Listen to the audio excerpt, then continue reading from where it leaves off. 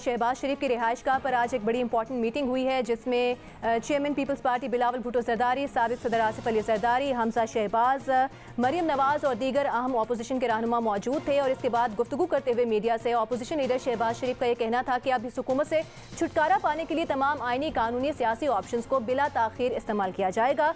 इसी मामले पर एक तजिया देने के लिए हमें ज्वाइन किया है सीनियर सहाफ़ी तजियाकार सुहेल वड़ाइच साहब ने। सुहेल साहब, बहुत शुक्रिया आपके वक्त का।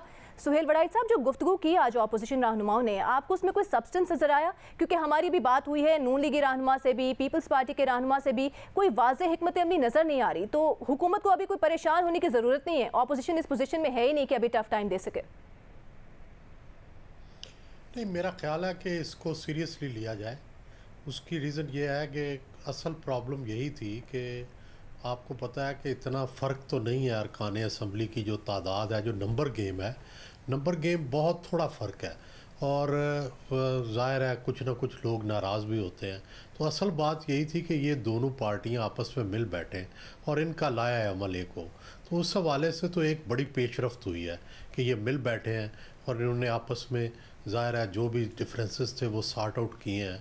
और ज़ाहिर है इनका प्लान तो यही होगा कि ये हुकूमत को रुखसत करें।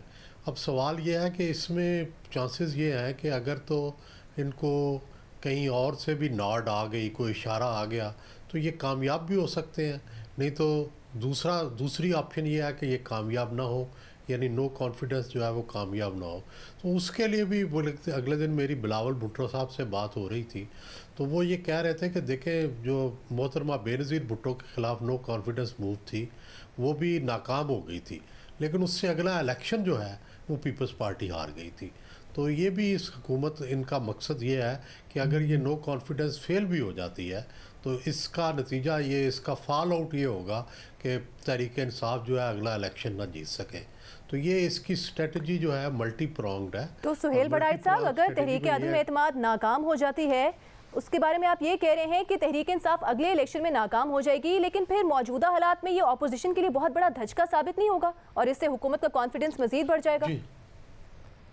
जी होगा, लेकिन सवाल ये है कि वो इतनी तहरीक के दौरान जो मूवमेंट होती है ना, उससे हुकूमत काफ़ी बदनाम होती है और काफ़ी उसके ऊपर दबाव पड़ता है।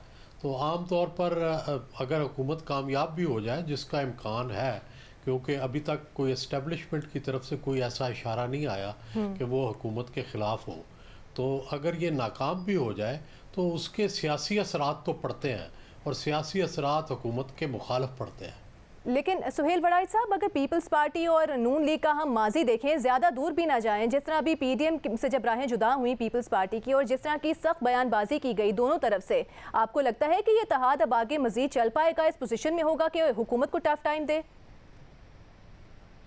देखें, इनकी तारीख़ तो ऐसे ही है ना, लेकिन तारीख़ में ये है कि ये मिल के इन्होंने हुकूमत भी की है, मिसाक जमहूरियत भी की है और 18वीं तरमीम जो है वो भी की है। तो पॉजिटिव साइड भी देखें, नेगेटिव साइड ये है कि आपस में लड़े भी हैं, एक दूसरे की हुकूमतों को ख़त्म भी किया है, एक दूसरे के ख़िलाफ़ साजिशें भी की हैं, लड़ाइयाँ भी की हैं। तो दोनों गलत फहमियाँ भी मौजूद हैं और इनकी पॉजिटिव कंट्रीब्यूशंस भी मिल के जो है वो काफ़ी चीज़ें हैं। तो हो सकता है ये मिल के ये नो कॉन्फिडेंस कर लें और कल को फिर लड़ पड़ें जब अगली हुकूमत हो। अच्छा, ये बताइएगा सुहेल वड़ाइच साहब कि आज की इतनी इम्पॉर्टेंट मीटिंग थी, इतने अहम उमूर ज़ेर गौर आए और सरबरा पीडीएम मौलाना फजलुर रहमान की गैर मौजूदगी क्या माने रखती है? मेरा ख्याल है कि जो पीपल्स पार्टी है उसको काफ़ी शिकायत है मौलाना फजलुर रहमान से। इतनी शिकायत उनको शहबाज शरीफ से नहीं है जितनी मौलाना फजलुर रहमान से है। ख़ासकर उनका ख्याल है कि पीडीएम में उनके साथ उनका रवैया सौतेला रहा, नून को वो बहुत प्रेफर करते रहे और वो पीपल्स पार्टी को उन्होंने सौतेला रवैया रखा। तो शायद इसलिए दूसरा ये है कि ये अब डायरेक्ट इनकी बात हुई है तो दरमियान से मौलाना फजलुर रहमान निकल गए हैं, बाद में उनको इंक्लूड कर लेंगे।